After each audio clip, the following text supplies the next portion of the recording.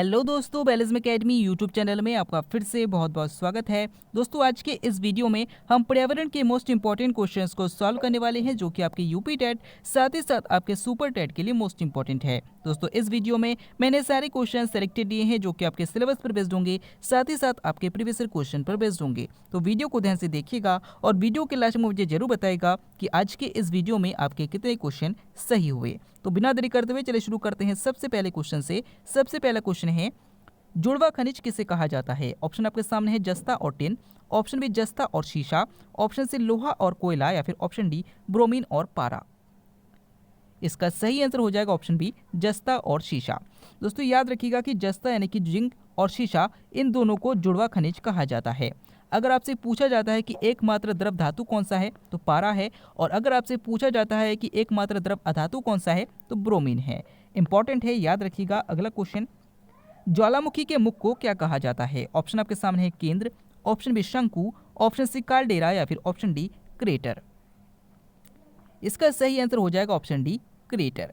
दोस्तों, याद रखिएगा कि पृथ्वी के अंदर का मैग्मा जब बाहर निकलता है तो उसे हम ज्वालामुखी कहते हैं। तो ये जो शंकु के आकार की आकृति बन जाती है, इसे हम क्या कहते हैं? तो इसे ज्वालामुखी शंकु कहते हैं। और जहाँ से ये मैग्मा निकलता है, इसे क्या कहते हैं? तो इसे क्रेटर कहा जाता है। और वह नली जिससे पृथ्वी के केंद्र से मैग्मा निकलता है, उसे क्या कहा जाता है? तो उसे ज्वालामुखी छिद्र कहा जाता है। तो याद रखिएगा कि ज्वालामुखी के मुख को क्या कहा जाता है? तो क्रेटर कहा जाता है। अगला क्वेश्चन, योग का वर्णन किस वेद में है? ऑप्शन आपके सामने है Yajurveda, option b Atharvaveda, option c Rigveda, या फिर ऑप्शन डी सामवेद। इसका सही आंसर हो जाएगा ऑप्शन सी ऋग्वेद। दोस्तों, याद रखिएगा कि योग का वर्णन किस वेद में है? तो ऋग्वेद में है। अगर आपसे पूछा जाता है कि गायत्री मंत्र का उल्लेख किस वेद में है, तो ऋग्वेद में है। और अगर आपसे पूछा जाता है कि अस्तो मा सद्गमय किस वेद से लिया गया है, तो ऋग्वेद से लिया गया है। अगला क्वेश्चन, पादप वायरस टीएमवी का पूरा नाम क्या है? ऑप्शन आपके सामने है tobacco mosaic virus, option b tobacco marvel virus, option c transitive marvel virus, या फिर option d transitive mosaic virus. इसका सही आंसर हो जाएगा option a tobacco mosaic virus. दोस्तों, याद रखिएगा कि पादप वायरस टीएमवी का पूरा नाम टोबैको मोज़ेक वायरस है। अगला क्वेश्चन, निम्नलिखित में से किस देश में सबसे पहले जीएसटी लागू किया गया? ऑप्शन आपके सामने है रूस, option b Germany, option c France, या फिर ऑप्शन डी अमेरिका। इसका सही आंसर हो जाएगा ऑप्शन सी फ्रांस। दोस्तों, याद रखिएगा कि फ्रांस ऐसा देश है जहां पर सबसे पहली बार जीएसटी को लागू किया गया था। अगर आपसे पूछा जाता है कि भारत में जीएसटी को कब लागू किया गया था, तो याद रखिएगा कि 1 जुलाई 2017 को सबसे पहली बार भारत में जीएसटी लागू किया गया था। अगला क्वेश्चन, देश का प्रथम विधि अधिकारी कौन होता है? ऑप्शन आपके सामने है महान्यायवादी, ऑप्शन बी महाधिवक्ता, ऑप्शन सी राष्ट्रपति, या फिर ऑप्शन डी सर्वोच्च न्यायालय का मुख्य न्यायाधीश। इसका सही आंसर हो जाएगा ऑप्शन ए महान्यायवादी। दोस्तों, याद रखिएगा कि देश का प्रथम विधि अधिकारी महान्यायवादी होता है। और महान्यायवादी का जो ये कॉन्सेप्ट है, इसे भारतीय संविधान के अनुच्छेद 76 में दिया गया है। अगर आपसे पूछा जाता है कि वर्तमान में देश के प्रथम विधि अधिकारी कौन है, तो के वेणुगोपाल है। अगला क्वेश्चन, मगरमच्छ के बच्चे को क्या कहते हैं? ऑप्शन आपके सामने है caterpillar, option B hatchling, option C pupa, या फिर ऑप्शन डी टैडपोल। इसका सही आंसर हो जाएगा ऑप्शन बी हैचलिंग। दोस्तों, याद रखिएगा कि मगरमच्छ के बच्चे को हैचलिंग कहा जाता है। और अगर आपसे पूछा जाता है कि मेढक के लार्वा को क्या कहा जाता है, तो टैडपोल कहा जाता है। और याद रखिएगा कि जो तितलियां होती है, जब वो अंडे देती है और उसमें से जो बच्चे निकलते हैं, इन बच्चों के निकलने के बाद इन्हें हम कैटरपिलर लार्वा कहते हैं। और ये जब पत्तियां खाकर थोड़ा बड़ा होते हैं और इनके चारों ओर एक कठोर आवरण बन जाता है, यानी कि खोल बन जाता है, तो उसे हम प्यूपा कहते हैं। तो याद रखिएगा, इंपॉर्टेंट है। अगला क्वेश्चन, इनमें से कौन सुमेलित नहीं है? ऑप्शन आपके सामने है आनंद का नगर कोलकाता, ऑप्शन बी गुलाबी नगर जयपुर, ऑप्शन सी झीलों का नगर जैसलमेर, या फिर ऑप्शन डी महाकाल का नगर उज्जैन। इसका सही आंसर हो जाएगा ऑप्शन सी झीलों का नगर जैसलमेर। दोस्तों, याद रखिएगा कि आनंद का नगर कोलकाता को कहा जाता है, बिल्कुल सही है। गुलाबी नगर जयपुर को कहा जाता है, ये भी बिल्कुल सही है। महाकाल का नगर उज्जैन को कहा जाता है, ये भी बिल्कुल सही है। लेकिन जो झीलों का नगर है, ये जैसलमेर को नहीं कहा जाता, बल्कि श्रीनगर को कहा जाता है। अगला क्वेश्चन, कत्था बनाने हेतु किस पेड़ का प्रयोग किया जाता है? ऑप्शन आपके सामने है बबूल, ऑप्शन बी साल, ऑप्शन सी खैर, या फिर ऑप्शन डी सतबार। इसका सही आंसर हो जाएगा ऑप्शन सी खैर।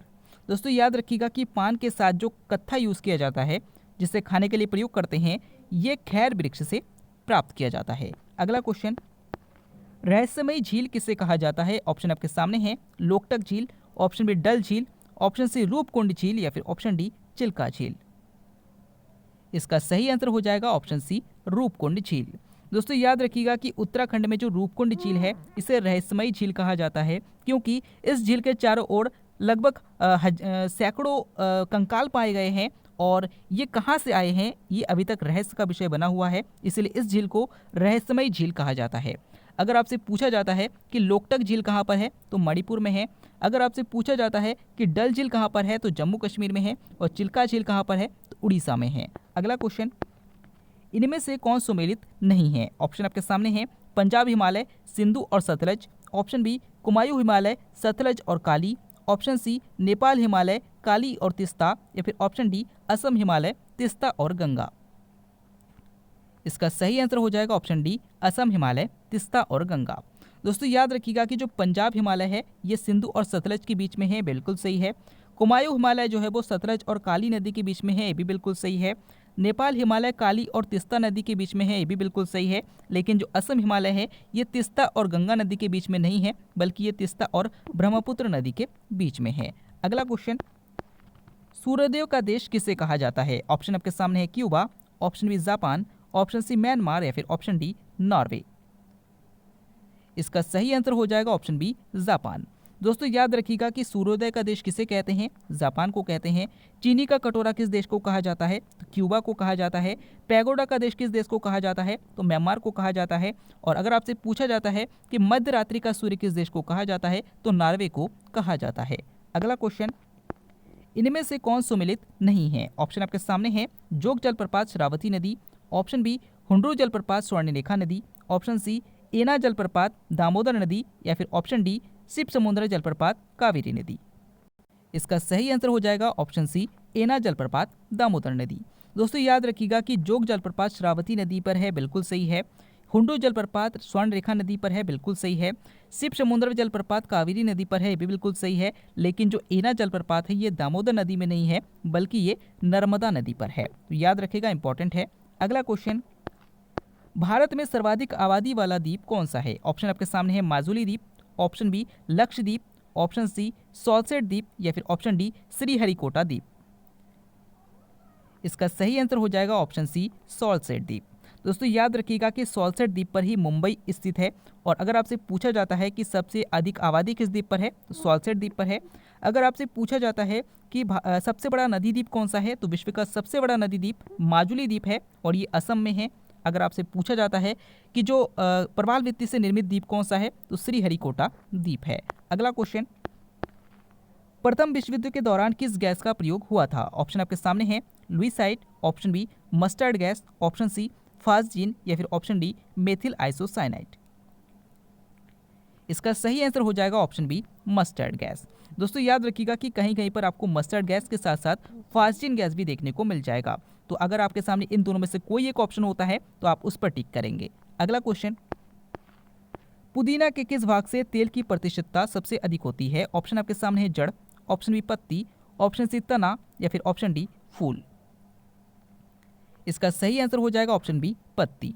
दोस्तों याद रखिएगा कि पुदीना का जो पौधा होता है, उसकी पत्ती में तेल की प्रतिशतता सबसे अधिक होती है। अगला क्वेश्चन, इंसुलिन किसकी जड़ों से प्राप्त किया जाता है? ऑप्शन आपके सामने आलू, option B dahlia, option B अदरक, या फिर ऑप्शन डी रतनजोत।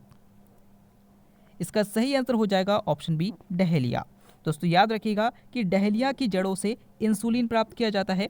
अगर आपसे पूछा जाता है कि रतनजोत क्या है, तो याद रखिएगा कि ये एक बायोडीजल फसल है।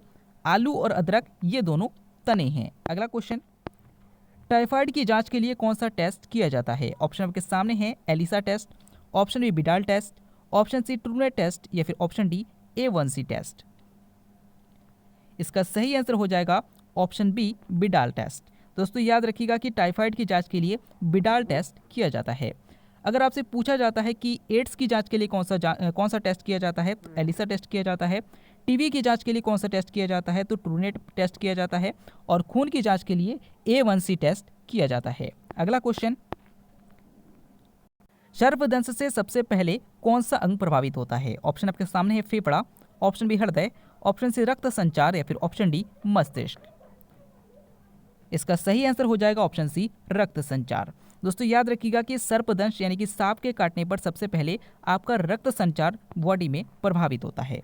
अगला क्वेश्चन, श्वेत फुफ्फुस रोग कहाँ काम करने वाले कर्मचारियों में हो जाता है? ऑप्शन आपके सामने है कोयला उद्योग में, ऑप्शन बी वस्त्र उद्योग में, ऑप्शन बी सीमेंट उद्योग में या फिर ऑप्शन डी अनाज उद्योग में।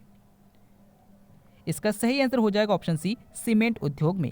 दोस्तों याद रखिएगा कि सीमेंट उद्योग में कार्य करने वाले कर्मचारियों में श्वेत फुफ्फुस रोग देखने को मिलता है। और याद रखिएगा कि कोयला उद्योग में काम करने वाले लोगों में न्यूमोनिक रोग हो जाता है। अगला क्वेश्चन, हृदय रोगियों के लिए पोटेशियम का सबसे अच्छा स्रोत कौन सा है? ऑप्शन आपके सामने आम, ऑप्शन बी नींबू, ऑप्शन सी चुकंदर या फिर ऑप्शन डी सेब।